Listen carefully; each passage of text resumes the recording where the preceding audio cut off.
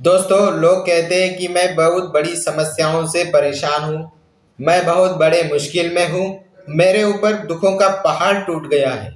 ऐसे बहुत सारे लोग कहते हैं और जब मैं उस पर ध्यान देता हूँ, जब लोग कॉल करते हैं और समस्या बताते हैं, तो मैं उस पर ध्यान देता हूँ। तो मैं इतना सोचता हूँ कि दुखों का पहाड़ टूट तो गया है, परंतु दुखों का लाने का कारण किसका है? ये आपका भी हो सकता है, या आपके पितरों का हो सकता है, या आपके माँ बाप का हो सकता है। दुख हमारे ऊपर क्यों आता है? आपके पितरों ने गलत किया है, या माँ बाप ने गलत किया है, या तो आपने खुद ने गलत किया है। हमारे कई जन्मों के पाप होते हैं। अगर हमने इससे पहले पाप किया है तो इस जन्म में उद्धार करना पड़ेगा। इसलिए हमारे ऊपर दुखों का पहाड़ टूटता है। हम कई नौकरी चाकरी भी करने के लिए जाते हैं, तो वो सही तरीके से नहीं कर पाते और हमारे ऊपर इतना दुखों का पहाड़ टूट जाता है कि मैं क्या करूं। जो कार्य नहीं करना होता है, जब इंसान के ऊपर दुखों का पहाड़ टूटता है तो लोग गलत काम करने लगते हैं। लड़के हैं तो कुछ गलत काम करेंगे, लड़कियां हैं तो पूरी तरीके से गलत कार्य करके अपने परिवार को और अपने आप को पालने की कोशिश करते हैं। ये मैंने हमेशा देखा है। ये आपकी गलती नहीं है, ये हमारे कई जन्मों की गलती है।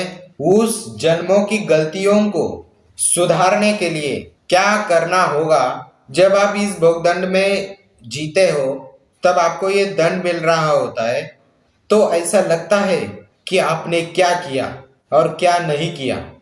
जब सारी चीजें आपके माइंड में आता है, परंतु उसी समय आपको डिसाइड करना होता है कि हमने कितने जन्मों में क्या किया है या क्या नहीं किया है। उससे कोई मतलब नहीं है।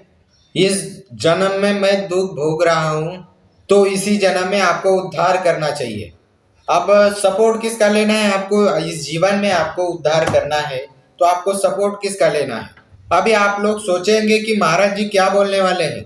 अगर इस जन्म को आपको सिद्ध करना है, मोक्ष को पाना है और आपको सफल बनना है, तो आपको करना क्या है?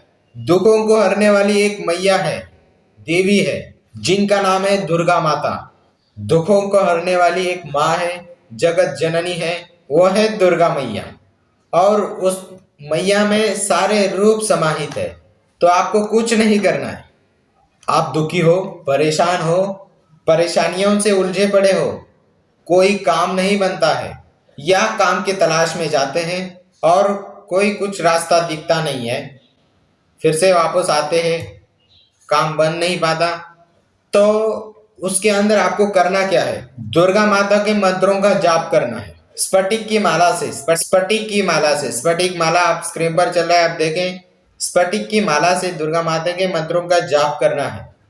जैसे कि ओम श्री दुर्गाय नमः, ओम श्री दुर्गाय नमः। जिस दिन से ये तुम्हारे सांस में, जिस दिन तुम्हारे मन की गति में चलना चालू हो गया, उसी दिन से तुम दुखों से छुटकारा पाना स्टार्ट हो जाएगा। आप कहीं भी जाओगे, जो दुर्गा माता का मंत्र है ओम श्री दुर्गाय नमः, मन मन में जैसे आप बैठे हो, सामने आए बात कर रहे हो, इधर से तुम्हारे मन की गति में उस मंत्र का उच्चारण होना चाहिए। तो अगर आप कहीं रास्ते पे चलते हो या कहीं पर उठते बैठते खाते सोते कुछ भी करते, मैया का नाम अवश्य लेना चाहिए, उनका मंत्र का जाप करना चाहिए। कुछ भी करो आप, परंतु मैया का नाम लेना चाहिए।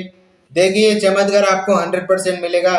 ओम श्री दुर्गाय नमः ऐसा बोल के मन की गति में, अगर मैया को मन की गति में बसा लिया आपने, तो समझ लेना आप भवसागर से पार हो सकते हो। ये बात याद रखना आप सभी। जिस दिन मन की गति में दुर्गा मैया आ गई, मन की गति में माँ समा गई, तो समझ लेना उसी दिन से तुम्हारी दुख तकलीफें नष्ट हो जाएगा और अपनी जिंदगी बनाना स्टार्ट हो जाएगा। बहुत सारे लोग साधना देते हैं यूट्यूब पर, काफी उम्मीद देकर जगाते हैं कि भाई इतना माला कर लो, लेकिन कोई उम्मीद नहीं है, कोई जबरदस्ती नहीं है। आप माला का जाप करोगे, वो अपने मन की गति में जाप करना है। अगर आप इसमें सफल नहीं हुए तो या नहीं हो पाएगा तो आप कुछ भी बोल सकते हैं, क्योंकि मन की गति में सिर्फ उसके मन के गति में लड़की होती है, उसके अंदर गंदगी भरी होती है, उसके मन के गति के अंदर गंदी चीजें भरी होती है और अपने जन्म को गवा बैठते हैं। तो मैया को मन के गति में बिठाओ, दूसरे किसी भी गंदी चीजों को ना बिठाएं, क्योंकि आजकल लड़के जो लड़के लोग होते हैं वो लड़कियों को अपने मन की गति में बिठा लेते हैं कि मैं तुमसे प्यार करता हूँ, ये करता हूँ। ये गलत बात है।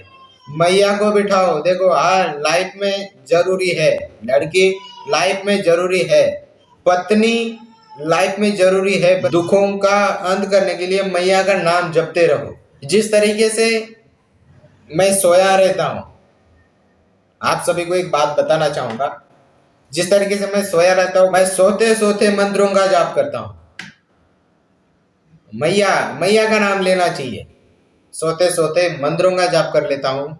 मन के गति में दुर्गा माता को बसाओ और अपने आप के जीवन को, जन्म को सिद्ध करो।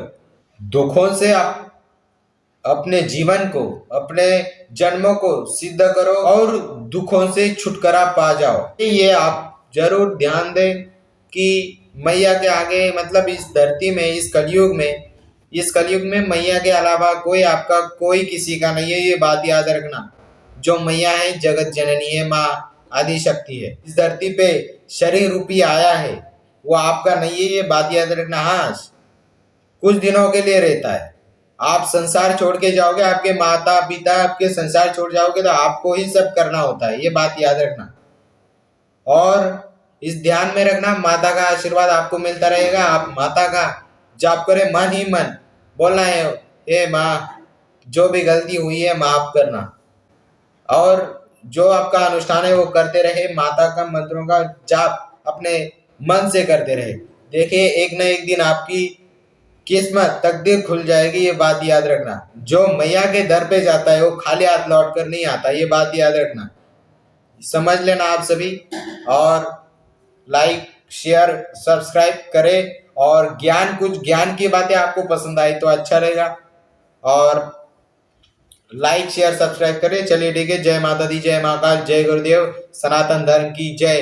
बोलिए शेरों वाली मैया की जय।